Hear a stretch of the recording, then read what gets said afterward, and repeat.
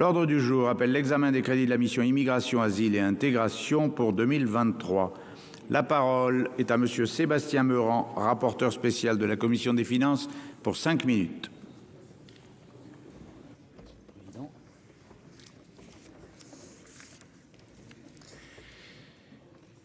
Monsieur le Président, Monsieur le Ministre, mes chers collègues, 5 minutes pour présenter un budget sur l'immigration, l'asile et l'intégration.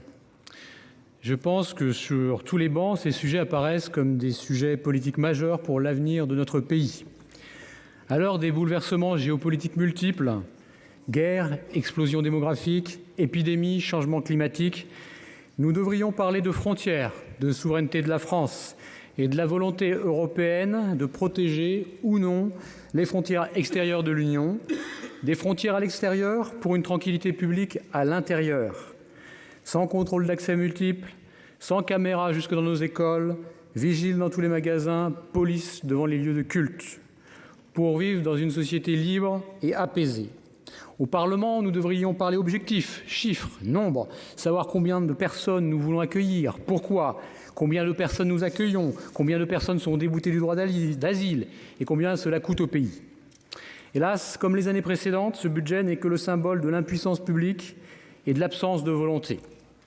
Ce budget apparaîtra comme le traité de Versailles, trop dur pour ce qu'il a de doux et trop doux pour ce qu'il a de dur. Trop dur pour ceux qui pensent que les moyens ne sont pas suffisants pour accueillir, soigner, loger, intégrer, et trop doux pour ceux qui pensent que la France ne peut pas, je résume, accueillir toute la misère du monde. Quand on apprend cette semaine par le ministère de l'Intérieur que 93% des vols dans les transports en Île-de-France sont le fait d'étrangers, y a-t-il encore des personnes honnêtes pour contester le lien entre insécurité et immigration ? Y a-t-il encore des personnes honnêtes dans cet hémicycle pour contester que notre droit des étrangers est inopérant, captant plus de la moitié du droit administratif, que nos procédures généreuses sont détournées par des associations militantes trop souvent financées par des deniers publics? Monsieur Castaner, ex-ministre de l'Intérieur, constatait la complicité des ONG avec les trafiquants. Le directeur général de l'OFII écrit dans Le Grand Dérangement l'immigration en face. L'hospitalité nationale pour tous, c'est l'hospitalité pour personne. Il nous faut des règles, il nous faut choisir. Depuis le début de 2022, 40 000 migrants sont passés en Grande-Bretagne. 30 000 ont été interceptés et sauvés par nos forces de l'ordre. Cela représente plus de la moitié de l'action de l'État en mer. Malgré tous ces efforts, des personnes se noient, prenant tous les risques pour venir dans un Eldorado qu'on leur a vendu. Car c'est bien de cela dont il s'agit. Ces personnes sont prises dans des filières criminelles organisées et nous laissons faire et subissons la loi des passeurs. Ce n'est pas inéluctable. Le Danemark, l'Australie, le Japon ont pris à bras le corps, sans tabou ni angle mort, ces questions d'immigration de masse qui transforment et bouleversent nos sociétés. Les élections récentes en Suède, en Italie, les émeutes à Bruxelles ou en ce moment même à Mayotte devraient nous inciter fortement à arrêter de faire semblant. C'est notre mission de parlementaire de contrôler la politique migratoire et cela devrait être de la responsabilité du ministre de mettre en œuvre la dite politique migratoire. Or, en fait de politique, nous ne voyons que la politique des petites phrases. En 2019, le président de la République déclarait vouloir exécuter 100% des OQTF. En 2021, ce chiffre s'élevait à 6%. Sur les 6 premiers mois de l'année 2022, nous sommes à 6,9%. J'ai une pensée pour la petite Lola et sa famille et tous ceux qui ont été meurtris par la faillite de l'État en la matière. De Georges Marchais en 1980, qui voulait mettre fin à l'immigration illégale et légale, au séminaire UDF-RPR de Villepinte sur l'immigration de 1990, en passant par les innombrables déclarations ou ouvrages récents sur les territoires perdus de la République, l'islamisation de nos villes, la partition du territoire, nous devrions, nous parlementaires, nous emparer avec courage et lucidité de ces questions. Mes chers collègues, l'amicale gaulliste a reçu le 15 novembre l'ancien patron de la DGSE, Pierre Brochand. Son constat lucide, implacable, factuel, appelle une réponse à la hauteur des enjeux qui sont immenses. Cet État qui a confiné le peuple français est incapable de savoir combien il y a d'étrangers en situation irrégulière sur le territoire. Le rapport parlementaire de nos collègues Rodrigue Okondo, député ex-député En Marche, et François Cornu-Gentil, député LR, nous apprenait en 2018 que l'État ne savait pas, dans le seul département du 93, combien il y avait de clandestins à 150 000, 200 000, voire 400 000 près. Qu'avez-vous fait depuis? Cette réponse, Monsieur le Ministre, nous ne la voyons pas dans ce budget qui est une caricature, une de plus, du en même temps. Je dois m'arrêter et je vous invite à voter, bien entendu, contre ces crédits. Je vous remercie pour votre attention. Merci, chers collègues. La parole est à Madame Muriel Jourda, rapporteure pour avis de la Commission des lois, pour 3 minutes. Elle est où?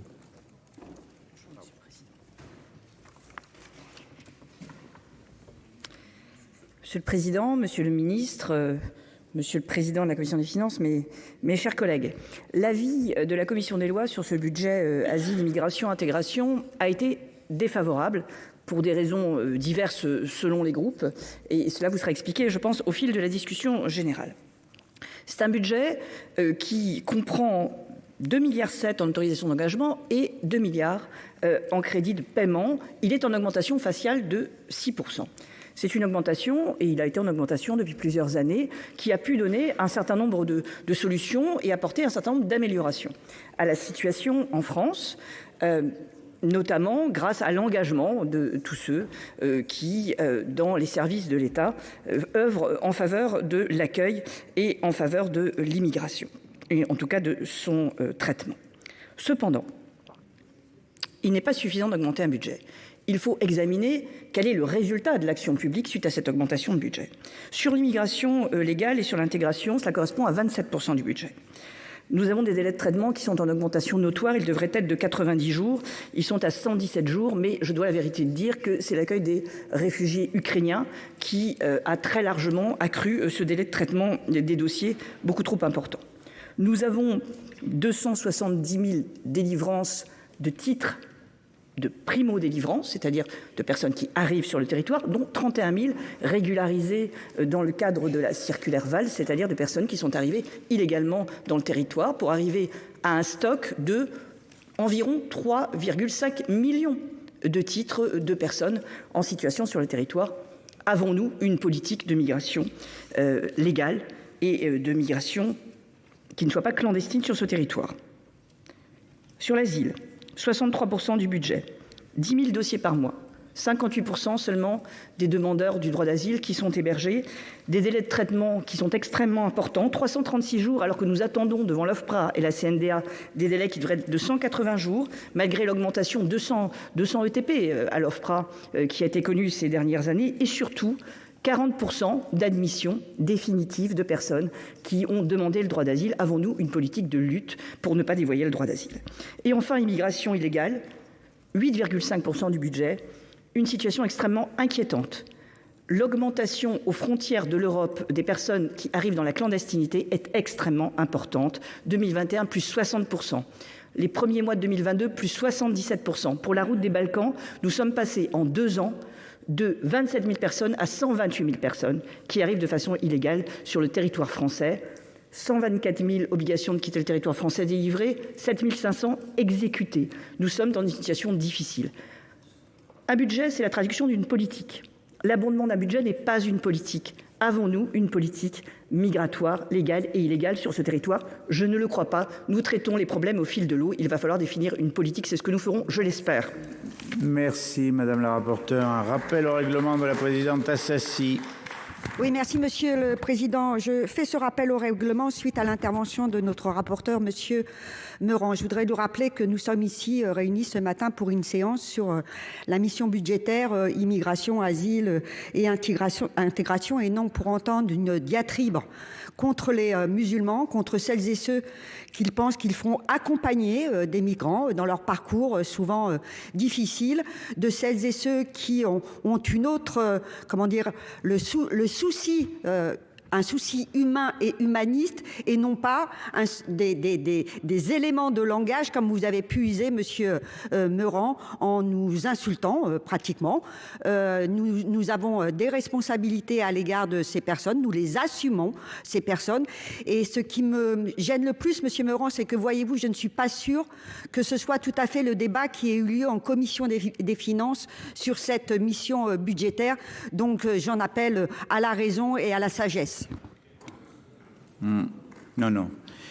Oui, Madame la Présidente, je me permets de vous dire que ce n'est pas franchement un rappel au règlement. Hein. Non, Madame la Présidente Assassi, non. Vous direz vous-même dans quelques minutes ce que vous avez à dire. Personne n'est là pour censurer les propos de qui que ce soit. Que vous soyez d'accord, pas d'accord, c'est une chose, mais ce n'est pas un rappel au règlement sur l'ordonnancement de nos travaux. Mais nous en prenons acte et acte est donné de votre rappel au règlement. Dans la suite, de notre discussion, je vous rappelle que le temps de parole attribué à chaque groupe pour chaque unité de discussion comprend le temps d'intervention générale et celui d'explication de vote. Par ailleurs, le gouvernement disposera de 10 minutes pour intervenir. La parole est d'abord à monsieur Jean-Yves Lecomte pour le groupe socialiste pour 6 minutes.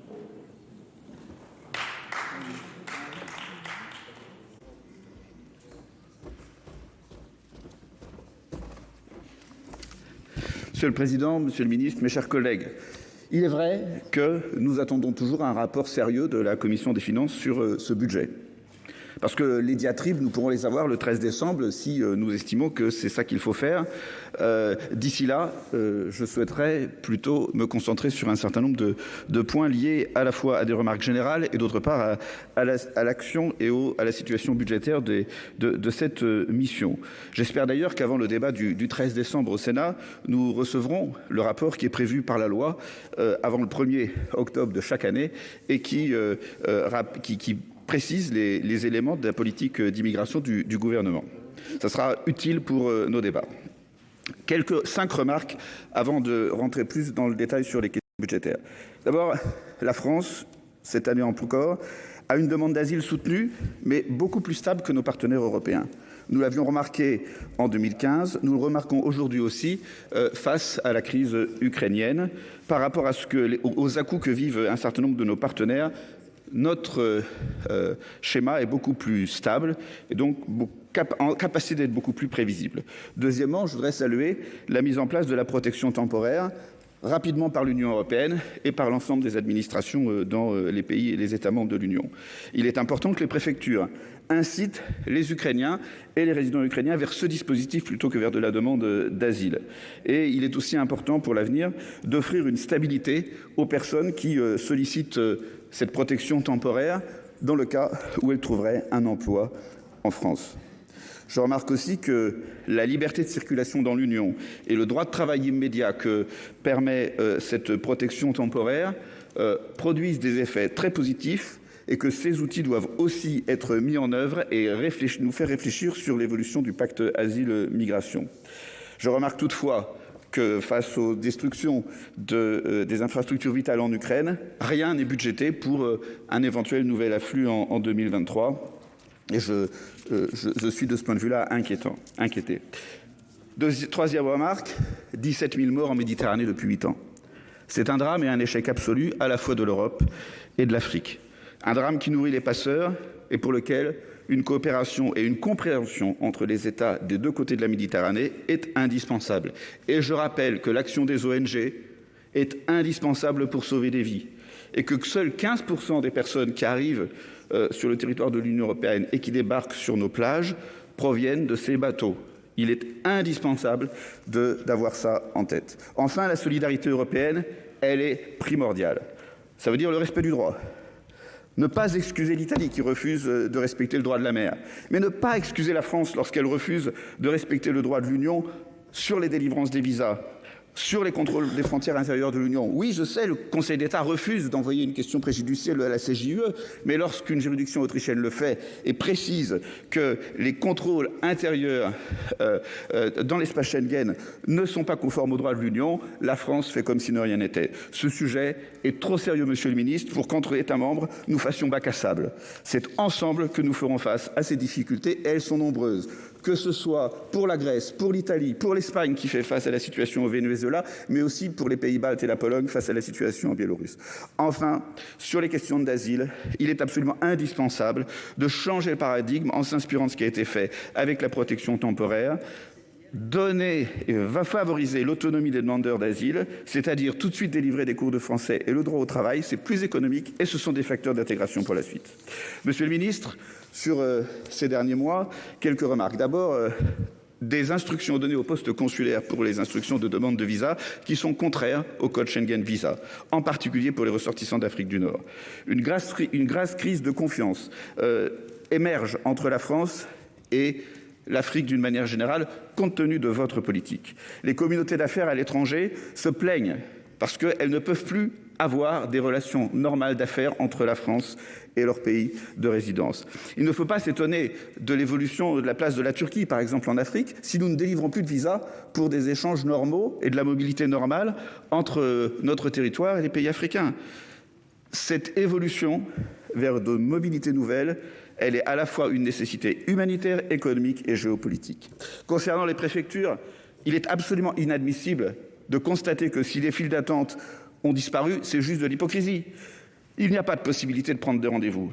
Les tribunaux administratifs sont devenus, c'est, me semble-t-il, le tribunal administratif de Versailles qui disait ça, sont devenus les doctolibes des préfectures. C'est inadmissible. 100 000 requêtes pour le contentieux des étrangers auprès des TA et plus de 55% de l'activité des cours administratifs d'appel. Ce n'est pas normal, cela coûte très cher à l'État. Nous ferions mieux d'investir cet argent dans des ETP dans les préfectures pour mieux servir les demandes, pour faire en sorte que les personnes qui sont en situation régulière le restent. Monsieur le ministre, sur les questions d'éloignement, c'est pareil. Il y a un bilan à faire, ce n'est pas satisfaisant. Et quant aux collectivités locales, elles subissent, monsieur le ministre, votre politique vis-à-vis des Dublinés.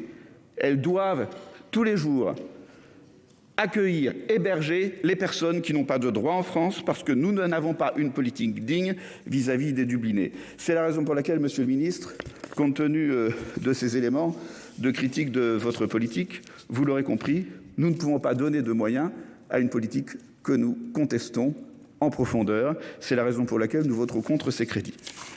Merci, chers collègues. La parole est maintenant à Madame la Présidente Assassi pour le groupe CRCE pour 4 minutes.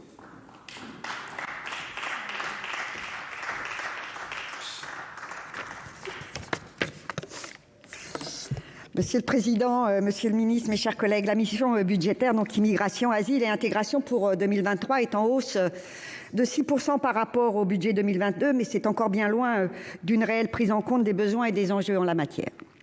De plus, cette mission s'inscrit dans la perspective d'un prochain projet de loi gouvernemental qui sera donc présenté, si j'ai bien compris, au début de l'année 2023. Cela fait des années que la politique migratoire est marquée par une dégradation des conditions d'accueil et d'accompagnement, par des atteintes à des droits fondamentaux, notamment à l'égard des mineurs isolés étrangers.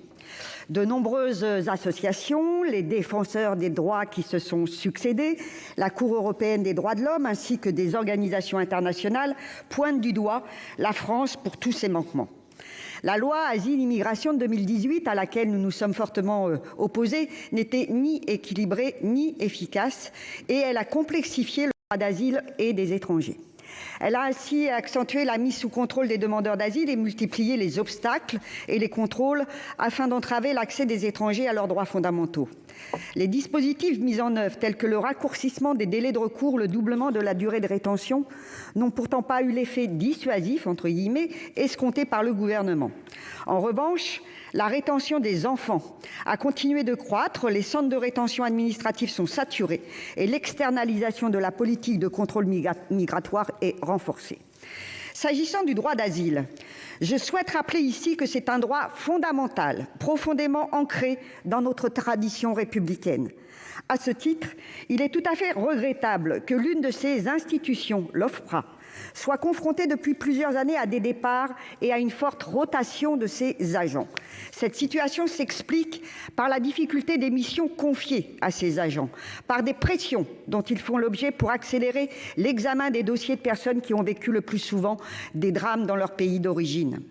La pression de la politique du chiffre à laquelle sont soumis ces agents influe directement sur la qualité des décisions. Et le recours à des cabinets de conseil privés pour réduire les délais de traitement des demandes d'asile n'a pas été, d'une part, des plus appréciés par les personnels et, d'autre part, des plus efficaces. Les personnels de la CNDA sont dans la même situation et dénoncent une logique comptable dans la gestion des dossiers de l'asile. Par ailleurs, notons que dans la mission qui nous occupe ce matin, le montant de l'allocation demandeurs d'asile a diminué d'1 tiers. Cette baisse est justifiée par des crédits non consommés l'an dernier. Rappelons quand même que le montant de l'ADA s'élève aujourd'hui à 6,80 € par jour pour une personne, plus 3,40 € par jour par personne supplémentaire, avec une majoration en cas d'absence d'hébergement. Ce qui, vous l'avouerez, demeure manifestement insuffisant pour vivre dignement. En ce qui concerne l'hébergement des demandeurs d'asile, malgré les créations de places intervenues ces dernières années, le dispositif national d'accueil pour les demandeurs d'asile demeure marqué par un important sous-dimensionnement. Notre dispositif d'asile continue de souffrir d'une saturation des dispositifs d'hébergement. Il convient aussi de souligner que les autorités françaises ont le devoir d'offrir un dispositif d'accueil aux demandeurs d'asile et réfugiés et peuvent être tenues responsables de la défaillance du dispositif national d'accueil. En ce qui concerne l'état des centres de rétention, que nous connaissons bien, nous rejoignons la contrôleure générale des lieux de privation de liberté qui déplore des investissements immobiliers prioritairement orientés vers un accroissement de la sécurité et non à un entretien et une réfection des locaux permettant d'assurer à minima un accueil digne des personnes. À l'occasion du futur débat sur le projet de loi pour l'asile et l'immigration, nous aurons bien évidemment l'occasion de revenir plus précisément sur ces points, mais pour l'heure, nous ne voterons pas cette mission budgétaire, car elle est bien loin de répondre à des situations humaines, parfois dramatiques, dont les causes sont trop souvent ignorées. Merci Madame la Présidente. La parole est maintenant à Madame Nathalie Goulet pour le groupe Union Centriste pour 6 minutes.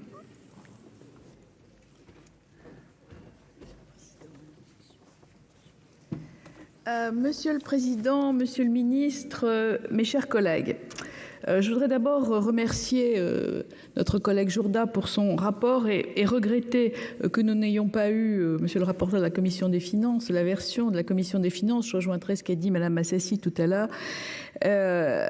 Parlant de l'Ecclésiaste que vous devez connaître, il y a un temps pour tout. Il y a un temps pour le discours et il y a un temps pour être rapporteur de la Commission des Finances. Donc pour les gens qui ne sont pas à la Commission des Finances, l'éclairage de la Commission des Finances nous manque. Heureusement que nous avons lu le rapport. Donc, Monsieur le Ministre, j'aimerais d'abord vous interroger sur la disparition du fichier AGDREF. Qui figure dans les annexes du rapport de nos rapporteurs de la Commission des lois, qui se sont à juste titre interrogés sur le projet administration numérique des étrangers en France.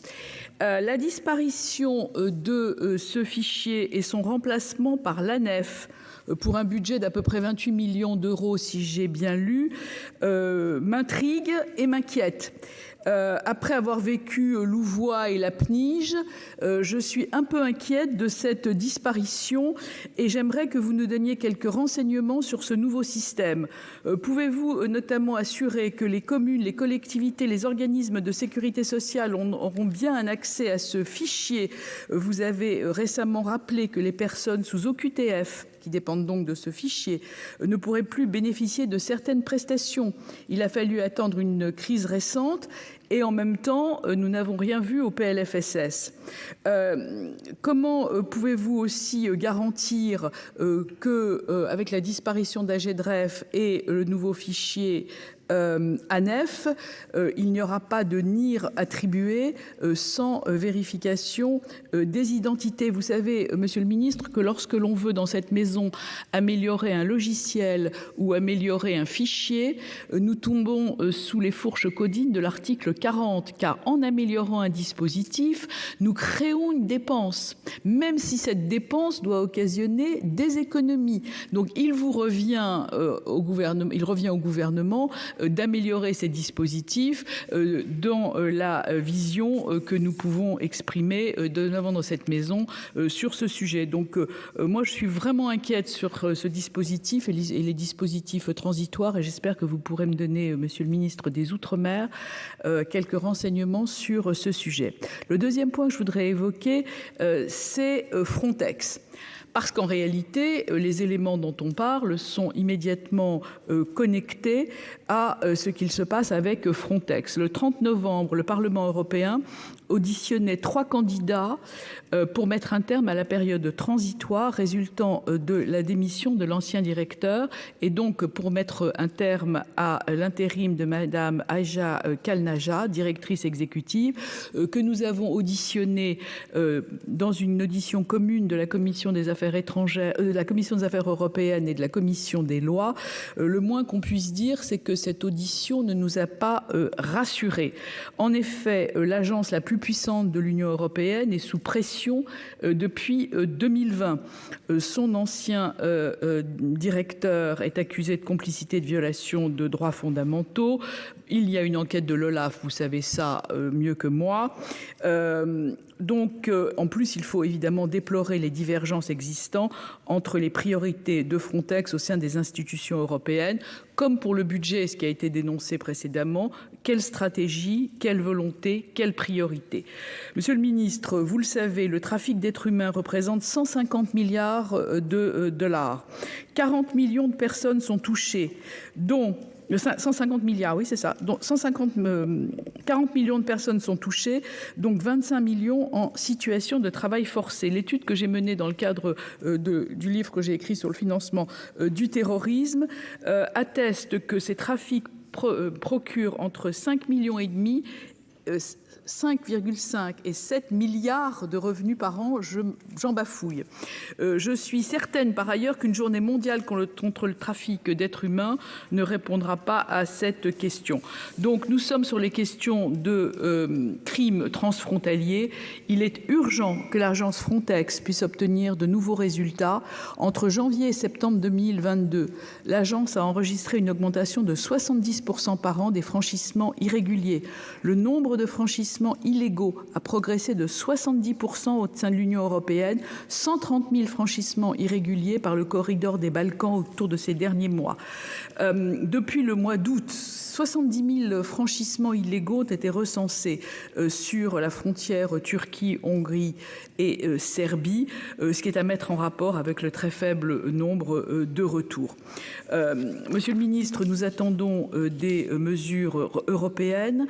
Elles conditionnent en réalité un certain nombre de dispositions du droit national. Or, ni l'un ni l'autre ne semble décider à avoir une stratégie volontaire sur cette question, monsieur le ministre, qui est un irritant permanent partout dans notre pays, y compris dans des départements où il y a très peu d'émigration. Donc c'est un sujet majeur sur lequel, encore une fois, comme l'a dit notre rapporteur de la commission des lois, on a du mal à identifier une stratégie, alors que c'est un problème non seulement légal, mais aussi humain, qu'il nous faut régler. Et je ne crois pas que nous soyons évidemment en mesure de le faire avec ce budget. C'est pourquoi notre groupe ne le votera pas. Merci, chers collègues. La parole est maintenant à monsieur Stéphane Ravier pour les non-inscrits pour 3 minutes.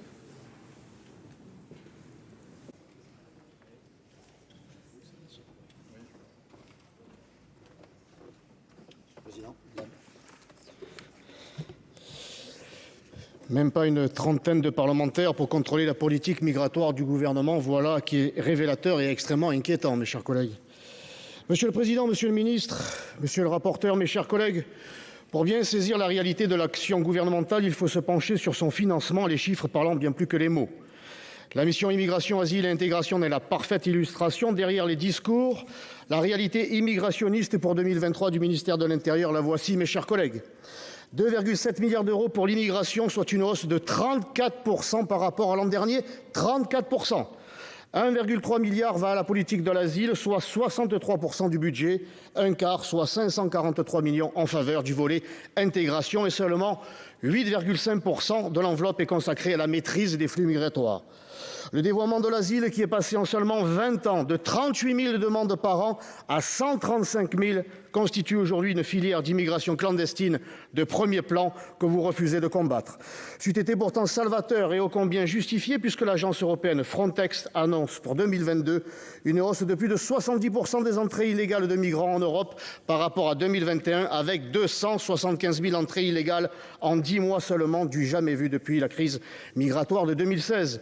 Monsieur Darmanin lui-même confessait lors de son audition par le Sénat que 600 à 900 000 clandestins étaient présents sur notre territoire, soit l'équivalent de la population de la ville de Marseille.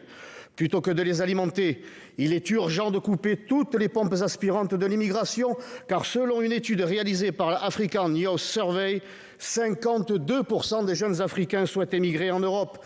C'est de la survie de la France française dont il est question désormais, mes chers collègues.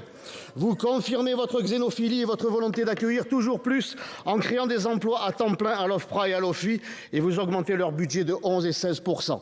Pendant que des dizaines de milliers de Français dormiront et mourront peut-être pour certains dans la rue cet hiver, que des millions de nos compatriotes ne pourront pas se chauffer, vous augmentez les crédits pour l'hébergement des demandeurs d'asile de 840 millions d'euros. Pendant que vous réduisez la durée d'indemnisation de nos chômeurs, vous augmentez les allocations des demandeurs d'asile qui atteignent désormais 315 millions. Pendant que nos administrations sont à l'os, vous accordez 103 millions à l'OFPRA. Pendant que vous réduisez le pouvoir d'achat des Français, chaque clandestin dans un centre de rétention nous coûte la bagatelle de 700 € par jour. Le coût total des CRA, dont vous voulez augmenter le nombre, s'élève à 830 000 € par jour, soit 350 millions d'euros par an. La sobriété, manifestement, ce n'est pas pour tous.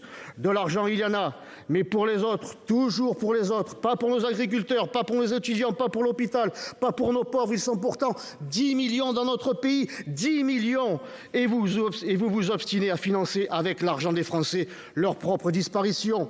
Il est grand temps de s'occuper de nos compatriotes d'abord en présentant un budget de non-immigration et une loi de remigration. Je ne voterai pas ce qui contribue de toute évidence au grand remplacement du peuple de France. Merci, cher collègue. La parole est maintenant à Madame Maryse Carrère pour le groupe RDSE pour 4 minutes.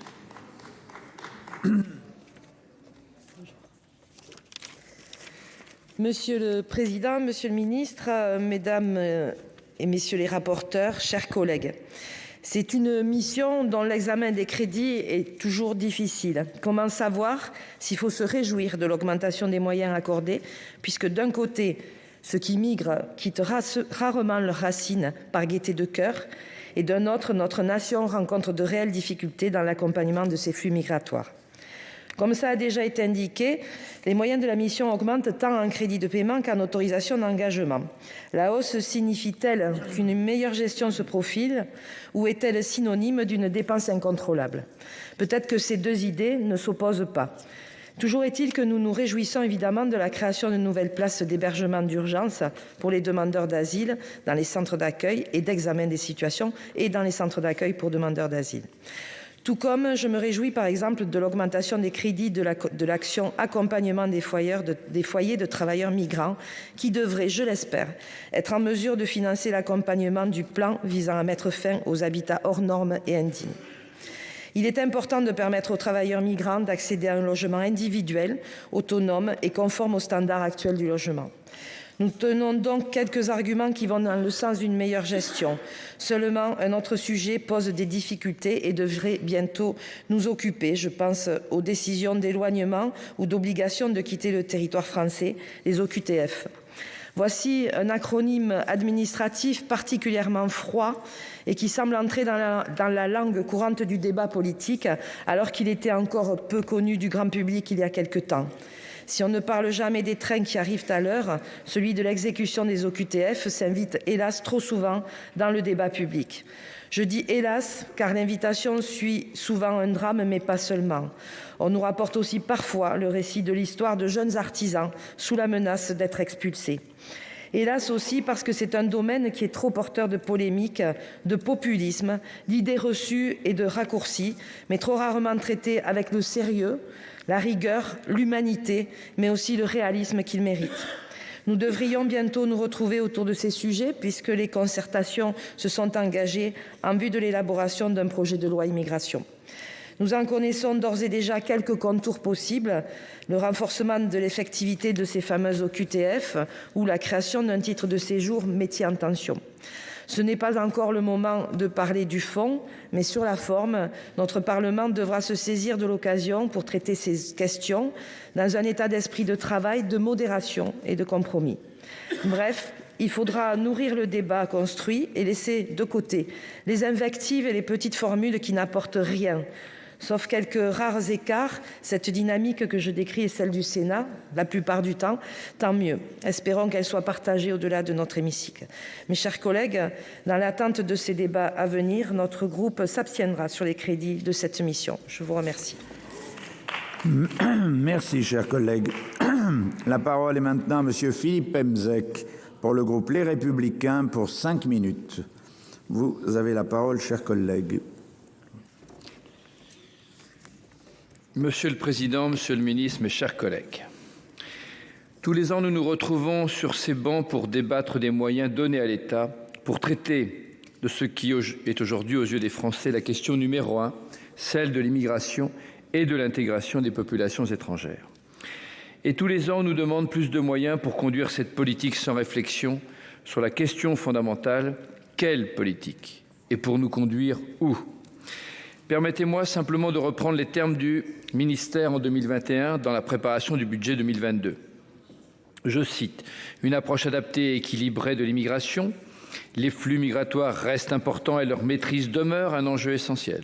Pour lutter contre l'immigration irrégulière, avec l'appui de nos partenaires européens, la France se dote d'outils et de processus efficaces. » En face de ces jolies promesses, nous avons mis de l'argent, beaucoup d'argent. Le contribuable a mis près de 2 milliards d'euros. Pour quel résultat? Je n'ai pas envie de tirer sur l'ambulance, mais je me dois de rappeler à nos collègues 2 dossiers qui ont été très médiatisés sur le coup, mais dont les suites ont été beaucoup moins entendues dans les médias. D'abord, le chiffre des OQTF. Suite à l'effroyable meurtre de la petite Lola en octobre dernier, la question de l'exécution des obligations de quitter le territoire français a été remise sur le tapis avec un constat sans appel. L'exécution des OQTF est en baisse constante depuis l'arrivée de la gauche en 2012. Ils étaient encore de 22,34% à l'arrivée de François Hollande. Ils ne sont plus que de 5,67% à la fin du premier mandat d'Emmanuel Macron, ce qui correspond à une baisse de 12% en rythme annuel. Et pourtant, les crédits budgétaires accordés sont là et en augmentation, plus 6%, ça a été rappelé tout à l'heure, pour 2023. Cela prouve que ce n'est donc pas uniquement une question de moyens, j'y reviendrai. Deuxième sujet, l'affaire de l'Océan Viking. Je n'ai pas besoin de vous raconter l'histoire. Un navire de 234 migrants qui erre en Méditerranée avant d'arriver à Toulon grâce à l'humanité du gouvernement. Bilan, 66 personnes se sont vues accorder le droit d'asile, 123 ont été interdites de territoire avant d'être remises en liberté par la Cour d'appel d'Aix-en-Provence, la justice n'ayant pas eu la possibilité de se saisir de tous les dossiers dans les temps. Et concernant les 44 mineurs isolés accueillis, la moitié a fui pour rejoindre leur famille dans le nord de l'Europe. Enfin, seules 2 personnes ont été renvoyées vers le Mali.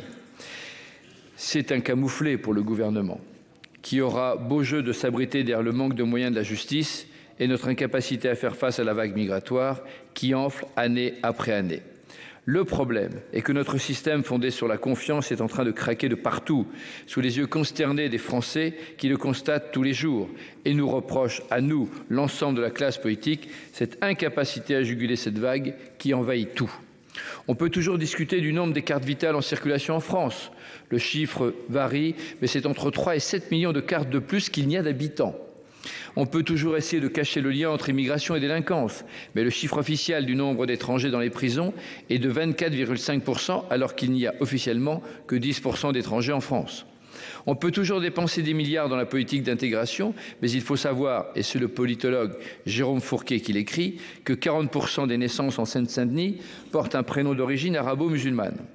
À ce stade, ce n'est plus une question de moyens, mais une question de volonté politique. Je vous rappelle, et vous avez sans doute suivi un peu l'actualité, regardez ce qui s'est passé en Suède aux dernières élections. Quand la classe politique se voile les yeux sur ce qui se déroule dans son pays, ce sont les populistes qui prennent le pouvoir, rebaptisés là-bas démocrates de Suède, dans le berceau de la social-démocratie et dans une société dite avancée. À l'inverse, au Danemark, les sociodémocrates ont senti le vent du boulet et ils ont fait totalement machine arrière. Fermeture des frontières, lutte contre l'immigration clandestine, contrôle de l'aide sociale. Et du coup, la confiance a été rétablie avec les dirigeants de ces formations classiques et le vote populiste a été réduit à 2,5% des voix, ce qui était à peu près le score de Jean-Marie Le Pen en 81. 2 exemples à méditer. C'est donc bien une question de volonté politique et de rétablissement de la confiance. Je n'ai pas le temps et ce n'est pas le lieu d'énumérer les mesures nécessaires, mais elles sont relativement simples et claires.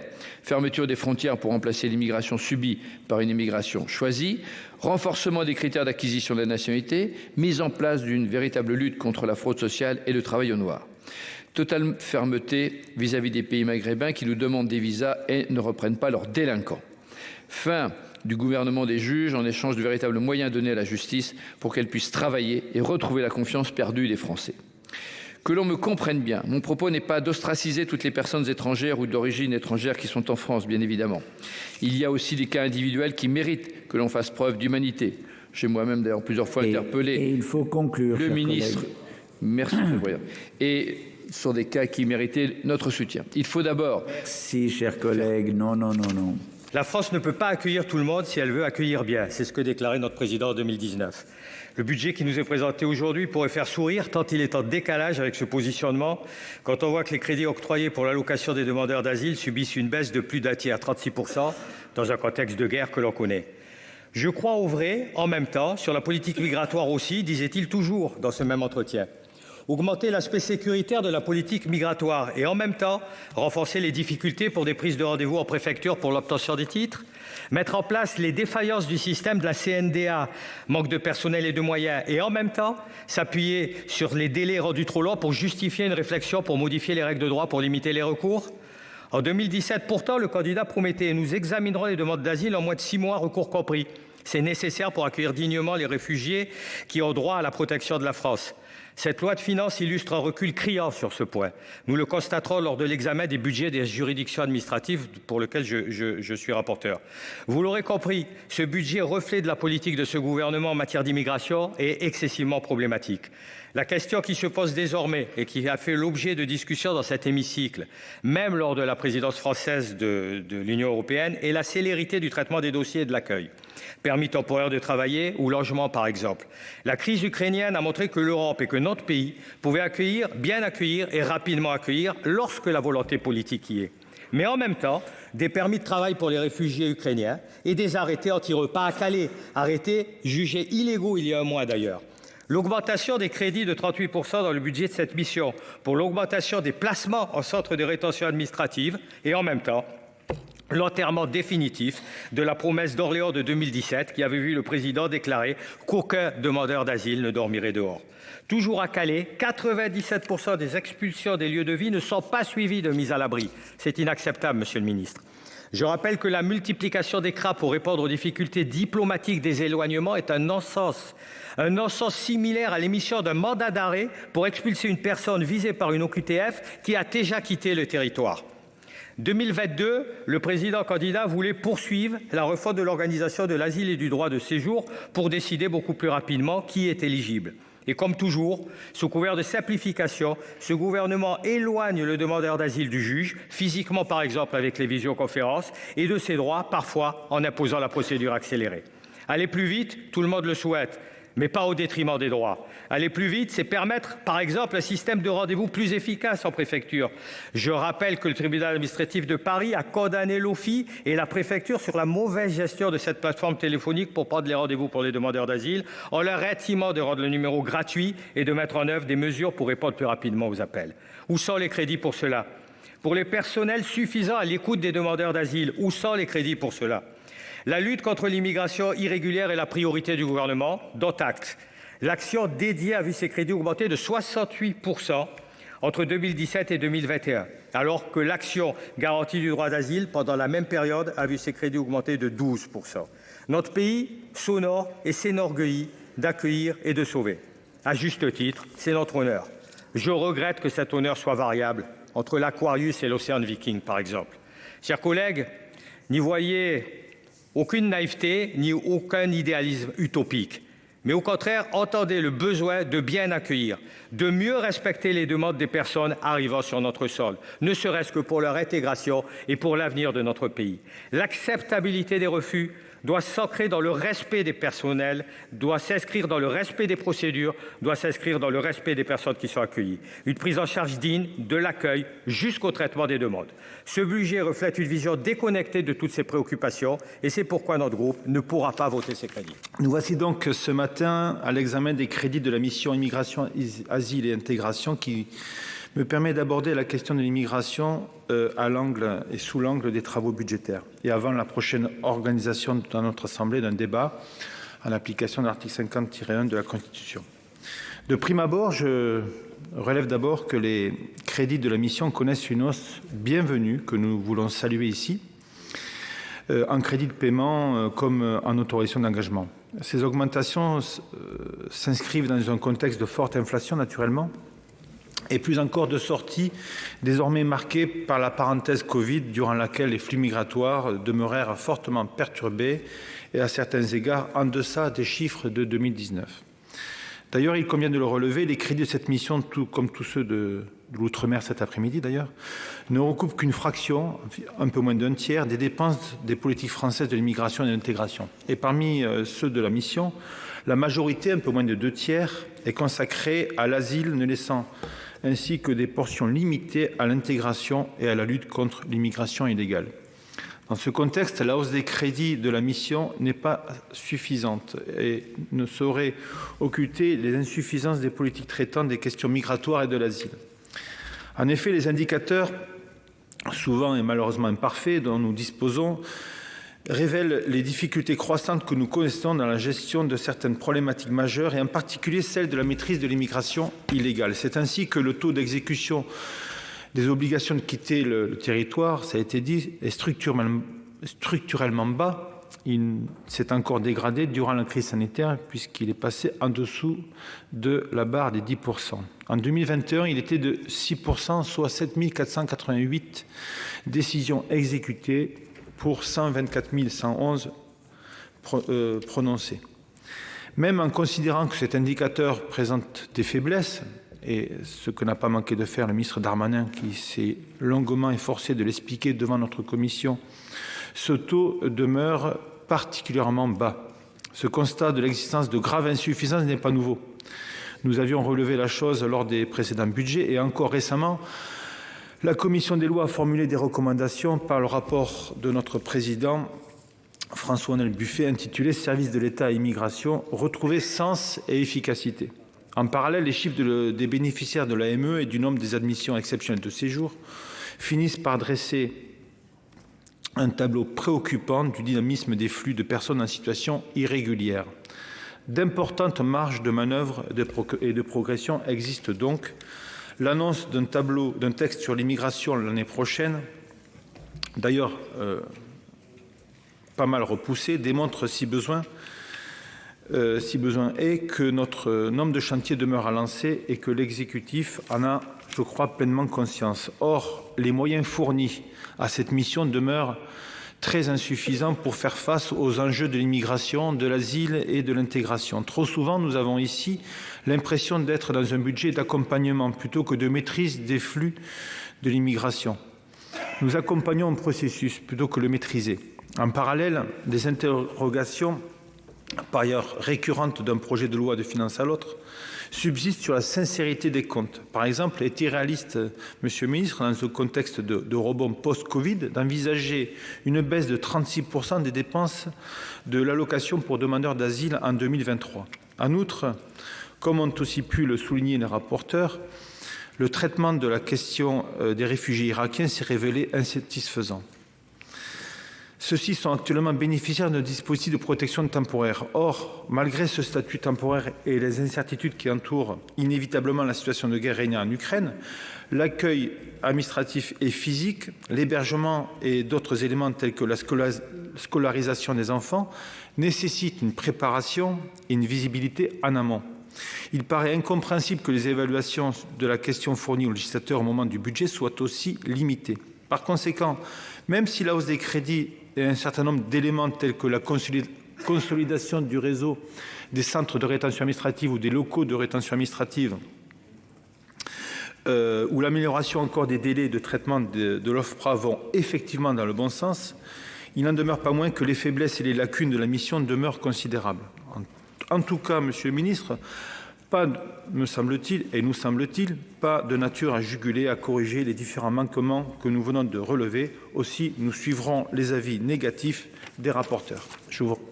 Merci, chers collègues. La parole est maintenant à Monsieur le Ministre Jean-François Carenco pour 10 minutes.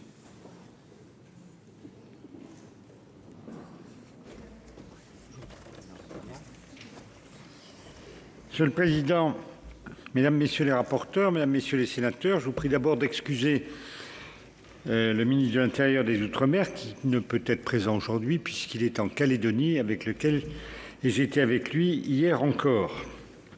Juste répondre d'un mot avant mon discours écrit au rapporteur.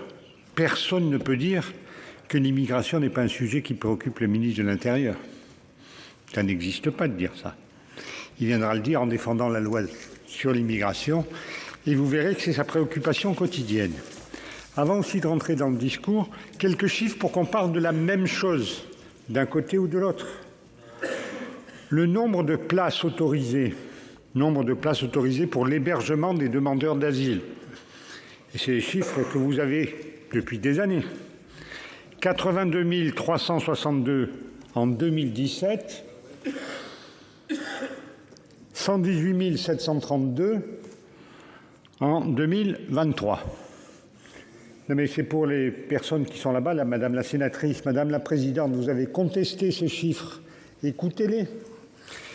Quant au délai de l'OFPRA, il était de 261 jours en 2021, il est de 128 jours en 2022. D'où l'effort, nul ne peut le contester. Précisons aussi qu'il y a 26 CRA et 22 en métropole. Je rentre maintenant dans le discours sur le budget immigration, asile, intégration, 2 programmes, 4% en CP en plus en 2023 par rapport à 2022, pour le porter à 2,7 milliards en AE et 2 milliards en CP. Partons, je l'ai dit, de données fiables pour éviter les fantasmes. Les flux migratoires sont en progression dans le monde entier. Ce n'est pas une question de France, c'est une question d'Europe, d'Amérique, du monde entier. Qu'il s'agisse de l'immigration ou de la demande d'asile, notre pays compte ainsi 7,7% de ressortissants étrangers, ce qui a donné lieu en 2021 à la délivrance de 270 000 titres de séjour environ. En 2022, 110 615 premières demandes ont été enregistrées, rejoignant ainsi les niveaux de l'année 2019. Rappelons que notre pays n'a pas cessé et ne doit pas cesser d'être un pays qui respecte le droit international et qui respecte avec humanisme les situations dramatiques. De manière difficile, comme on l'a vu sur l'océan Viking, puisque ce sont des problèmes européens, nombreux et en augmentation. Cependant, nous continuons à lutter contre l'immigration clandestine. 170 millions d'euros prévus en 2023, soit 18% de plus qu'en 2022. Pour mémoire, mais disons-le aussi, aucun des orateurs ne l'a dit. Au 31 octobre 2022, ce sont déjà près de 274 filières qui ont été démantelées et 1023 passeurs, filières qui ont été démantelées et 1023 passeurs interpellés. La politique qui se traduit dans ce budget est cohérente avec ces chiffres, avec la manière de réagir. Nous continuons à mener une politique ferme face à l'immigration irrégulière, un effort sans précédent est réalisé en faveur du développement des capacités de rétention avec plus de 3000 places à l'horizon 2027 contre 1500 aujourd'hui. 10 millions et plus de 125 millions d'euros prévus dans ce PLF. 10 millions d'euros sont également prévus pour l'externalisation de certaines tâches non régaliennes effectuées sans avantage précis par les effectifs de police frontière aujourd'hui. Par ailleurs, dans le cadre des débats sur la LOPMI, près de 60 millions d'euros seront ajoutés chaque année à la trajectoire budgétaire, permettant ainsi d'augmenter les moyens dévolus à la rétention administrative. S'agissant de l'éloignement des étrangers en situation irrégulière pour motif d'ordre public, 3000 étrangers délinquants ont été éloignés à leur sortie de détention en 2021 et 2022. En 2 ans, plus de 2500 titres de séjour ont été retirés par les préfectures pour ces motifs d'ordre public et 70 000 titres ont fait l'objet d'un refus de délivrance ou de renouvellement. Sur ces éloignements, le ministre en parlera, le ministre de l'Intérieur en parlera. Il a souhaité que la direction des étrangers en France clarifie, puisqu'on parle de sujets qui ne sont pas les mêmes. Il y a les éloignements après OQTF, il y a les départs volontaires, il y a les départs accompagnés, il y a la France métropolitaine, il y a l'outre-mer. Il est trop simple d'analyser les choses sur un seul chiffre. Personne ne m'en voudra à ce stade de dire un mot sur Mayotte, compte tenu de mon portefeuille ministériel. La stratégie repose depuis 2019 sur le plan Shikandra qui associe une action civile et militaire. 24 000 étrangers en situation irrégulière ont été reconduits à la frontière l'an passé à Mayotte. 78% de plus qu'en 2020. Au 30 novembre 2022, plus de 22 400 éloignements ont été réalisés. Par ailleurs, nous continuons cependant et toujours à vouloir traiter de façon objective et humaine les demandes d'asile. Sur l'accueil et l'examen des situations, plusieurs axes d'effort méritent d'être mis en avant. D'abord, les délais de traitement, je l'ai dit, ont pu être améliorés grâce à ces efforts budgétaires consentis au cours des 2 dernières années. En 2020, 200 emplois supplémentaires à l'OFPRA ont ainsi permis de réduire le délai. 170 000 décisions prononcées en 2020 et 2021 dans le délai d'instruction de 2 mois qui avait été fixé par le gouvernement. Promesse tenue, alors même que les délais de recours devant la justice administrative rendent les choses plus longues et plus difficiles. Évidemment, le délai de traitement des demandes d'asile a un impact direct sur le montant de l'allocation pour demandeurs d'asile. Oui, ça baisse d'1 tiers, mais il ne m'écoute pas. Oui, ça baisse d'1 tiers, mais c'est une allocation obligatoire et nul qui en a le droit ne l'a pas eu. Donc, ce n'est pas la peine de dire « ah là là », on n'y arrive pas, puisqu'on y arrive. On y arrive tout simplement. Chacun de ceux qui ont droit, Madame la Présidente, l'a obtenu. S'agissant de l'hébergement, 4 900 places d'hébergement pour les demandeurs d'asile et 1 000 places en centre provisoire d'hébergement pour les réfugiés vont être créées. Aussi, le dispositif d'orientation directive régionale introduit dans la loi de 2018 permet d'orienter les demandeurs d'asile depuis l'Île-de-France qui concentre 50% de la demande vers des hébergements en province. C'est ainsi que 16 000 demandeurs ont été orientés en 2021 vers la province, première année de mise en œuvre. Mais la politique de l'immigration est aussi le reflet d'autres types de situations. D'une part, c'est l'accueil des primo-arrivants. Je pense par exemple au passeport talent ou aux mesures d'attractivité en faveur des étudiants étrangers. Je veux rappeler à ceux qui en ont besoin que cet accueil est non seulement la marque de notre solidarité dans le développement des pays, mais aussi la garantie d'un meilleur rayonnement de la France à l'étranger. C'est pourquoi, conscient de ces réalités, des moyens importants ont été attribués à la politique d'immigration, dont les crédits augmentent de 24%. Je veux souligner notamment le développement progressif du programme Agir, qui va globaliser l'ensemble de cet accueil sous l'autorité des préfets de région avec des prestations données à des associations qui ont l'habitude de faire cela, pour être dédié à l'intégration des réfugiés vers l'emploi et le logement. Par ailleurs, les centres de formation linguistique proposés dans le cadre du CIR sont renforcés pour améliorer la maîtrise du français et développer les formations linguistiques. Maintenant, nous sommes tout à fait conscients que nous avons besoin aussi, en continu, parce que le monde change en continu, d'adapter notre politique d'accueil et d'immigration. Il ne s'agit pas de pallier des manques, mais simplement d'admettre que notre monde évolue, que les crises se multiplient, que nos besoins aussi se diversifient. La vérité de 2017 n'est pas la vérité de 2022 et celle de 2025 sera encore différente parce que le monde aura encore changé. Il est donc tout à fait logique qu'au regard de ces évolutions, de ces obligations, nous revisitions régulièrement notre politique d'immigration et vous allez le faire dans quelques jours. C'est le projet de loi annoncé de l'année 2023 par le président de la République. Un mot enfin, s'agissant du champ international et communautaire, nous poursuivons la discussion du pacte sur l'immigration et de l'asile après les étapes franchies dans le cadre de la PFUE. S'agissant du fichier AGDREF remplacé par le fichier ANEF, c'est un projet long, progressif, qui a démarré en 2019.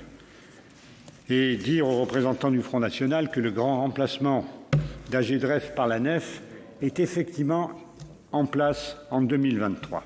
Voilà, Mesdames, Messieurs les sénateurs, je pense que le budget que nous vous proposons est juste au regard de cet équilibre très complexe entre le respect de nos valeurs républicaines avec lequel nous ne pouvons pas transiger, avec nos impératifs de sûreté qui sont notre obligation vis-à-vis de nos concitoyens, mais aussi nos impératifs de solidarité à l'égard de pays amis, à l'égard du rayonnement que nous cherchons à avoir et à répondre aussi aux besoins de nos sociétés en matière de main-d'œuvre. C'est un équilibre. Le gouvernement pense qu'il est atteint à ce stade dans le projet que vous avez décidé de ne pas voter, malheureusement. Merci, Monsieur le Ministre. Malheureusement, c'est le Parlement qui en décide, et pas vous. En tout cas, pour le moment, la République étant ce qu'elle est, laissez le Parlement libre de faire ce qu'il veut. Merci, Monsieur le Ministre. Je vous rappelle que pour cette mission, la conférence des présidents a fixé la durée maximale de la discussion à 1h45.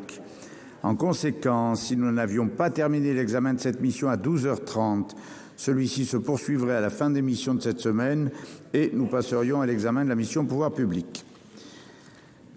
Nous attaquons immédiatement le débat sur les amendements, en commençant par le 826, Monsieur Benaroche. Monsieur le Président, merci. 826, oui. Alors qu'une estimation établie à 135 000 les demandes d'asile pour 2023, le budget de l'allocation pour demandeurs d'asile baisse de 176 millions d'euros en 2023, amputé de 36% pour atteindre 314 millions d'euros. Pour expliquer cette chute, le ministère de l'Intérieur explique que les délais d'instruction seront simplifiés pour faire des économies avec un renforcement de la lutte contre les fraudes. Donc en fonction de résultats hypothétiques, le budget est baissé par anticipation. Le bleu budgétaire ne fait même pas mention des réfugiés ukrainiens qui bénéficient de cette même allocation. Cette baisse drastique est un choix purement politique, Monsieur le Ministre, qui traduit la marque des orientations sécuritaires voulues par le gouvernement au détriment de l'accès aux droits et à la solidarité. Une baisse qui est difficilement justifiable au regard des conflits internationaux et de la guerre en Ukraine. Le problème engendré par la sous-budgétisation de l'ADA ne fera qu'accroître les difficultés quotidiennes de personnes en détresse et que la France a l'obligation d'accueillir et de traiter avec dignité. Contraint par les règles de recevabilité financière prévues à l'article 40 de la Constitution et pour assurer la recevabilité financière de cet amendement, les auteurs de cet amendement abordent l'action 02 garantie de l'exercice du droit d'asile du programme 303 immigration et asile à hauteur de 80 millions d'euros et baisse du même montant l'action 11 accueil des étrangers primo-arrivants du programme 104 intégration et accès à la nationalité française. Merci. Avis de la commission, monsieur le rapporteur. La commission demande un retrait ou sinon avis défavorable. Et sur l'ensemble des amendements, par cohérence, puisque la commission a demandé de rejeter l'ensemble des amendements, donc ce sera toujours une décision de rejet. Avant de commencer, je voudrais dire à Monsieur le Ministre que nul ne conteste les paroles du ministre de l'Intérieur concernant l'immigration et cette volonté, au moins on a en parole, le problème ce sont les actes. Et donc la loi arrive, bien nous verrons la loi. Pour l'instant, on n'a pas vu grand-chose comme acte.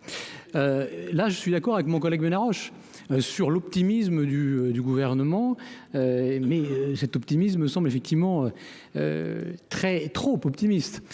Donc, malgré tout, comme je vous disais, nous souhaitons le retrait ou le fait que cet amendement soit rejeté. Voilà. Avis du gouvernement, monsieur le ministre.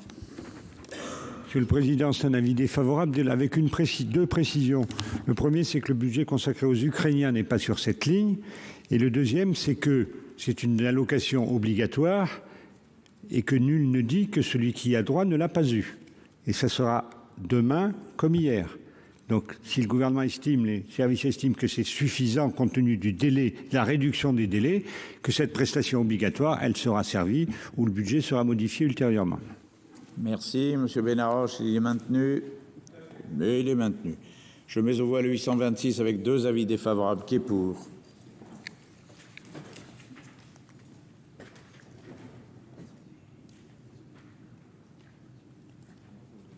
Merci. Qui est contre? Rejeté. Le 827, Monsieur Benarroche. Cet amendement vise à créer un fonds destiné à l'accompagnement et au suivi psychologique et psychiatrique des personnes exilées arrivant sur le territoire français. La santé mentale et plus particulièrement la souffrance psychique est un angle mort des politiques publiques concernant les personnes exilées. Pourtant, lors de la prise en charge des primo-arrivants, les professionnels constatent que les personnes exilées sont atteintes de troubles psychiques multiples. En effet, de nombreuses personnes subissent de leur situation prémigratoire à leur arrivée de multiples situations traumatisantes, les violences ayant causé leur départ, les ruptures souvent brutales que cela occasionne et le parcours d'exil lui-même, semé de violences et de pertes, cause des troubles psychiques graves renforcés par la grande précarité sociale et administrative vécue à l'arrivée. La forme la plus courante de ces troubles est le syndrome psychotraumatique.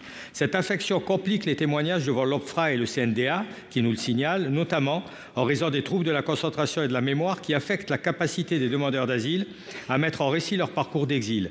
Ces derniers peuvent oublier jusqu'au prénom de leurs enfants. Le stress des entretiens décuple généralement ces effets.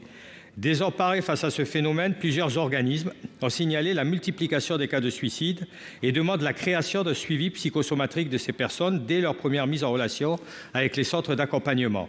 C'est donc le sens de notre amendement. Le fonds que nous proposons de créer financerait l'emploi des professionnels de santé, tant psychologues que psychiatres spécialisés dans la prise en charge des pathologies traumatiques au sein des centres gérés par l'État et des organes associatifs habilités à prendre en charge les personnes exilées. Le financement de cette mesure se ferait par un transfert de 10 millions d'euros depuis l'action 03 intitulée Lutte contre l'immigration irrégulière du programme 303 intitulé Immigration et asile vers un fonds de soutien à l'accompagnement des troubles psychotraumatiques. Merci. Avis de la commission, monsieur le rapporteur. Eh bien, vote contre. Nul ne conteste effectivement les bonnes intentions de cet amendement et de la nécessité certainement d'accompagner des migrants qui viennent pour certains de zones de guerre et qui ont vécu effectivement des situations extrêmement douloureuses, voire tragiques. Et on peut se poser la question de la dangerosité de laisser des personnes qui arrivent venant d'Afghanistan ou d'ailleurs. Et je pense que les attaques et l'insécurité, les attaques au couteau que nous voyons multipliées depuis ces 30 dernières années sont évidemment liées à cela et peut-être à une insuffisance de moyens, mais nul ne conteste aussi que le gouvernement, d'une manière générale, augmente les moyens, vous l'avez vu, les chiffres augmentent, mais ils ne sont pas à la hauteur des besoins qui sont immenses. La seule question qui se pose vraiment, c'est est-ce que nous en avons les moyens en France ? Dans mon département, il se trouve qu'il y a un hôpital psychiatrique, le seul, qui est condamné à fermeture. Et la filière psychiatrie, psychologie en France est une filière qui manque cruellement de praticiens et d'étudiants. Malgré tout, vous avez compris que moi je me plante dans les réalités et que je vous appelle effectivement à voter contre cette bonne intention, mais que je ne vois pas concrètement pouvoir se faire. Merci. Avis du gouvernement, monsieur le ministre. L'ancien préfet que je suis aurait pu aimer cette administration administrante et s'occupant de tout. La réalité, c'est que quel que soit le sujet, l'acuité, le rapporteur l'a dit, de ce sujet, c'est compliqué de le faire par l'administration et par un fonds spécialisé, mais pour réconforter ceux qui souhaitent cette action, comme je la souhaite, je précise que ce sont environ 3,5 millions d'euros de subventions qui sont données à des associations qui s'en occupent. Le sujet me paraît donc financé et le gouvernement émet un avis défavorable. Merci. Je vais mettre aux voix le 827 avec 2 avis défavorables. Qui est pour?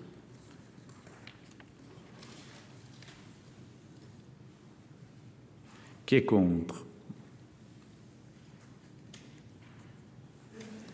Rejeté. Le 825, monsieur Benarroche. Merci, c'est agréable de constater que tous ces amendements font preuve de bonnes intentions qu'il faudrait appliquer, mais qu'en fait on n'en a pas les moyens.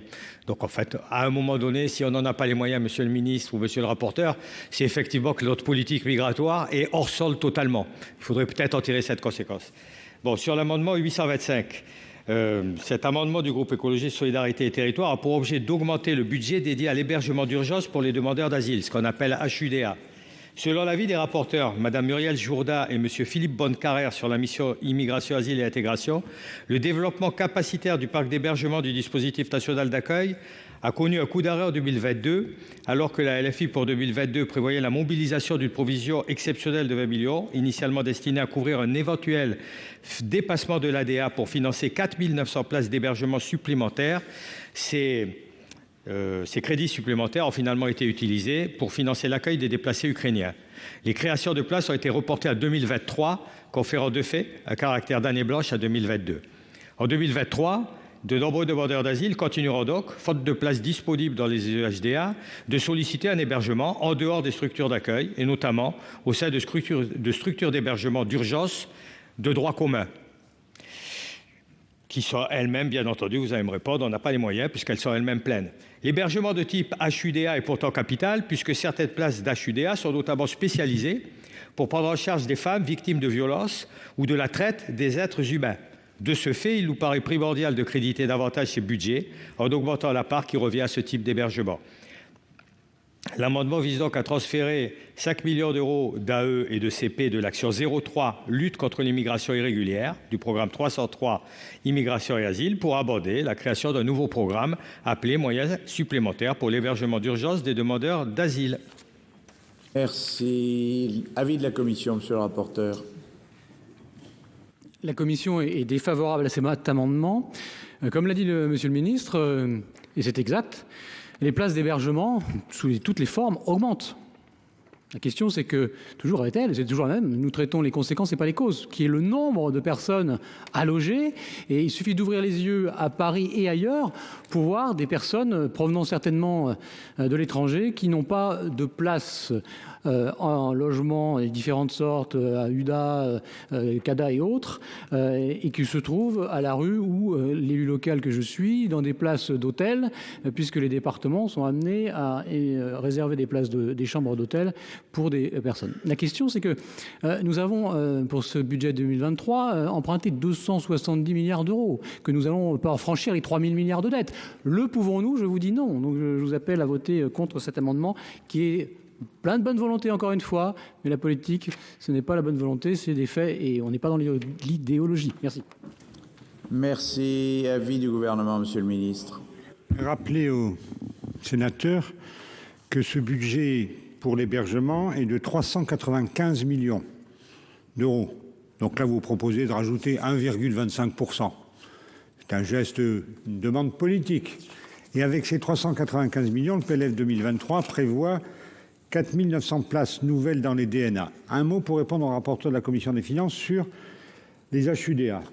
Il y a bien les CES, les HUDA et les CADA. L'idéal, c'est qu'il n'y ait pas d'HUDA et pas de place d'hôtel, c'est qu'il y ait des CES et des places en CADA. Mais c'est une nécessité d'avoir des HUDA, notamment en Outre-mer, et c'est là que se place l'effort, et d'en garder d'HUDA pour des sujets spécifiques. Un certain nombre de personnes en asile, un certain nombre de femmes isolées ou de personnes dans des difficultés particulières. Donc, à côté de cette augmentation du nombre global de places dans le DNA, il faut souligner, je le fais avec plaisir, cette clarification entre les CAES, les HUDA et les CADA. C'est absolument nécessaire. Quant à l'effort, il est fait. Merci. Eh bien. Qu'est-ce qui se passe? C'est les sigles qui vous mettent dans cet état? Eh oui, je m'en doutais. Mais monsieur le ministre, c'est très bien, la réponse est plus courte. Allez, je mets aux voix le 825 avec 2 avis défavorables. Qui est pour? Qui est contre? Rejeté. 2 amendements identiques. Le 828, monsieur Benarroche. Merci, Monsieur le Président. Monsieur le rapporteur, La politique, c'est la volonté politique aussi. Hein. Donc, si la volonté n'est pas politique, je ne sais pas ce qu'est la politique, en fait. Deuxièmement, monsieur le ministre, gouverner, c'est un peu prévoir quelque part. Donc, en fait, quand on est obligé de dépenser beaucoup plus d'argent parce qu'on n'a pas prévu un certain nombre de choses, en fait, ce n'est pas des économies, excusez-moi de le dire. Ça nous coûte beaucoup plus cher au final. Les politiques actuelles nous coûtent beaucoup plus cher que si on prévoyait un certain nombre de choses, dont celles dont je viens de parler. Donc, bon, une fois que j'ai fait ces remarques, dernier amendement que je défendrai, c'est un amendement qui vise à ouvrir les cours de français aux personnes étrangères exclues du parcours d'intégration du contrat d'intégration républicain, le fameux CIR. Donc vous connaissez ce contrat d'intégration républicaine qui est conclu entre l'État français et tout étranger non européen admis au séjour en France, avec un parcours personnalisé d'intégration concernant une formation linguistique. Nous, ce que nous demandons, c'est qu'un certain nombre de personnes étrangères qui existent, elles sont là. Hein, c'est pas pour les créer, ça va pas faire un appel, une création de je ne sais pas quoi, qui sont pas signataires du CIR et qui ont des besoins. Et on leur demande, et à juste titre, d'apprentissage de la langue française, ne serait-ce que pour s'insérer en France, pour renforcer, pour éviter leur précarité sociale, pour éviter leur non-accès à un certain nombre de droits. On demande donc, à titre d'expérimentation, une ouverture de l'accès à la formation linguistique pour ce public étranger qui n'est pas signataire du CIR. Et donc un abonnement est prévu en ce qui concerne notre amendement sur l'augmentation de 200 000 € de l'action 12 au sein du programme Intégration et accès de la nationalité française et une baisse de 200 équivalent de l'action 03 du programme Immigration et asile. Merci Madame la Présidente Assassi. Oui, très rapidement, Monsieur le Président, parce qu'il a été très bien défendu précédemment. Je voulais simplement redire ici que pour mon groupe, nous avons toujours souligné que la connaissance de la langue française est l'une des conditions d'intégration en France, qui est d'ailleurs exigée par l'administration. Et donc cette exigence va se retrouver au cœur du projet de loi que j'évoquais tout à l'heure dans la discussion générale, donc projet de loi immigration qui devrait être présenté en début d'année 2023. Et donc sans moyens mis en œuvre pour l'apprentissage de la langue, cette exigence peut devenir discriminatoire, voire pire encore, un prétexte d'invisibilisation des étrangers, voire d'exclusion. Donc je pense qu'il est important de voter cet amendement alors que nous débattons justement du budget pour l'année 2023, année où nous allons débattre de ce futur projet de loi. Merci. Avis de la commission sur ces deux amendements identiques. Alors déjà, c'est une bonne chose de se dire entre nous que parler le français est une des conditions de l'intégration. Parfois, on pourrait en douter. Donc c'est une excellente chose. Par contre, 200 000 €, vous comprendrez que, évidemment, c'est plus également de relève du domaine de la bonne intention. Et je voudrais dire à la présidente Assassi que je l'invite à écouter ce que j'ai dit tout à l'heure. Il n'y avait rien d'insultant, il n'y avait rien d'ostracisant. Je l'ai connu beaucoup moins idéologue lors de la commission d'enquête sur McKinsey. Et moi, ce qui m'intéresse, ce ne sont simplement que les faits. Les faits. Lorsque je parlais tout à l'heure de l'insécurité et des liens avec l'immigration, tout le monde le dit, le président le dit, le ministre de l'Intérieur le dit. Il suffit de consulter tout ce qui relève des faits et pas de l'idéologie. Alors c'est peut-être d'avoir évoqué, paix à son âme, Georges Marchais, que vous avez dû bien connaître, qui Monsieur le rapporteur, oui, pas de provocation, ça sert à rien. Allez, monsieur le rapporteur, votre avis sur l'amendement, monsieur le rapporteur. Illégal et légal. J'ai déjà dit, monsieur le président, que je souhaitais... Alors, merci beaucoup, monsieur le rapporteur. Allez, avis du gouvernement, monsieur le ministre. Sur ces deux amendements, je rappelle que tous les étrangers en situation régulière et qui souhaitent s'installer durablement bénéficient, vous l'avez rappelé, du cours de langue dans le cadre du contrat d'intégration républicaine, le bien nommé. Par contre, pour les autres, je suis tenté soit de dire que c'est en dehors de la loi, soit que c'est déjà fait. Un certain nombre d'associations financées par l'État s'occupent activement de toutes ces personnes et des cours de français. Pourquoi essayer de faire des choses qui sont déjà faites et de le faire de manière contestée? Donc le gouvernement donne un avis défavorable. Merci. Je vais donc mettre aux voix ces deux amendements identiques avec deux avis défavorables. Qui est pour?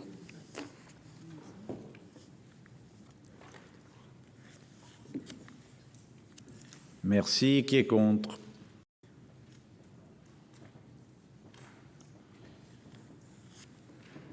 Qui s'abstient? Ils sont rejetés. Enfin, le 922, Madame la Présidente Assassi. Oui, merci, Monsieur le Président. Je ne vais pas rentrer dans la polémique avec Monsieur Meurant, mais je simplement lui dire que pour ma part, je refuse catégoriquement qu'on fasse l'amalgame entre les migrants et la délinquance. On aura l'occasion d'y revenir, mais je trouve que ces propos sont inadmissibles. Inadmissible. Voilà, j'en viens à mon amendement. Oui, on aura l'occasion d'en reparler. Cet amendement, donc avec cet amendement, nous souhaitons relayer une revendication qui ne va pas plaire, mais qui est portée depuis une quinzaine d'années par les luttes des travailleurs et des travailleuses sans papier, dont beaucoup sont exploités. Celles-ci ont mis en lumière un véritable système qui pousse à la clandestinité. Depuis l'automne 2021, 3 grèves de travailleurs sans papier se sont successivement déclenchées. Ils disent tous et toutes les conditions infernales dans lesquelles les employeurs les font ou les ont fait travailler, pour certains d'entre eux, y compris pendant la Covid. Décider de les régulariser, ce n'est pas fermer les yeux sur ce système, bien évidemment, qui dans la clandestinité s'arrange d'une armée de réserve. C'est aussi reconnaître leur apport dans notre société, comme sur le marché du travail. C'est enfin une mise en garde à ces patrons qui s'accommodent trop facilement de cette situation. Merci. Avis de la commission, monsieur le rapporteur. Alors, vote défavorable. Nous avons 5,5 millions de chômeurs à baisser. Et vous souhaitez régulariser les sans-papiers. C'est assez étonnant, en venant de cette partie de l'hémicycle, de se retrouver sur la même ligne que, je parle avec des mots que vous comprendrez, avec le grand capital. Mais si. Là, aujourd'hui, le grand capital cherche effectivement cette armée de réserve et la gauche et l'extrême gauche souhaitent effectivement régulariser les sans-papiers. Eh bien, vous pouvez bien comprendre qu'avec 5,5 millions, 5,4 millions, même si ça baisse effectivement de chômeurs en France, je suis défavorable. Et je me permettrai quand même quelque chose, Monsieur le Président, parler de Mayotte. Monsieur le Ministre, Mayotte, la population de Mayotte, plus de la moitié de la population est plus ou moins clandestine. Et la moitié de cette moitié est récemment arrivée sur l'île et pose d'infinis problèmes en matière de sécurité, en matière de travail. Et là, on cherche effectivement beaucoup de travail pour les Mahorais et ça pose évidemment un certain nombre de problèmes à Mayotte, dans d'autres départements également. Je n'ai pas cité la Guyane. Et pour le département que je connais bien et un certain nombre de collègues ici, le procureur général à la rentrée de septembre, parlait de sainte-sénisation du département et ce n'était pas un signe positif dans sa bouche. Donc vote contre. Monsieur le ministre, avis du gouvernement. Monsieur le Président, puisqu'il s'agit... Monsieur le Président, puisqu'il s'agit que d'un amendement d'appel, comme on dit, pour respecter le Parlement et respecter le travail du gouvernement sur ce texte, je pense qu'il faut s'en remettre à la loi immigration qui va arriver en décembre. J'émets donc un avis défavorable à ce stade. Mais, allez, chacun s'exprime calmement, Monsieur Lecomte. Oui, merci, Monsieur le Président. Monsieur le Ministre, il ne serait peut-être pas inutile, malgré tout, de ne pas attendre la prochaine loi pour que les préfectures puissent toutes recevoir les demandes de régularisation exceptionnelle au séjour qui, parfois, ne peuvent plus être déposées compte tenu de la situation des préfectures. Déjà, ce serait un point positif. Et deuxièmement, je rappellerai que toute régularisation permet à une personne qui travaille, qui cotise, mais qui n'a pas les droits qui sont engendrés par ces cotisations, de revenir dans une situation de droit commun. Et que la régularisation est le meilleur moyen d'éviter le dumping des salaires. La régularisation, c'est ce qui permet d'assurer l'égalité et aussi la croissance économique qui est quand même indispensable à notre pays. Merci. Allez. Pas d'autres demandes de prise de parole? Bon, alors, pas belle la vie. Qu'est-ce qu'il y a? Madame Benbassa, oui, ça fait... Ah ben, allez-y, prenez le micro. Je veux intervenir aussi, c'est possible? Oui, vous avez parfaitement le droit, madame. Merci. J'ajouterai à ce qu'a dit mon collègue, monsieur Lecomte, qu'en cette période de tension dans certaines professions, il serait très adéquat de régulariser un peu plus pour les personnes qui pourraient assumer ces fonctions et travailler dans ces domaines, et je ne vois pas de raison pour avoir le même discours de rejet des migrants et à un moment où on en a tant besoin pour certaines professions, comme je l'ai déjà dit. Merci. Très bien. Allez, Je vais mettre aux voix avec 2 avis défavorables l'amendement 922 qui est pour.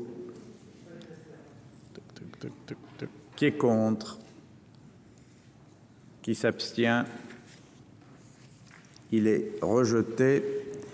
Je vais procéder au vote des crédits de la mission Immigration, Asile et Intégration figurant à l'état B. Je n'ai été saisi d'aucune demande d'explication de vote avant l'expiration du délai limite. Je vous rappelle que la commission des finances est défavorable à l'adoption des crédits de cette mission. Qui est pour?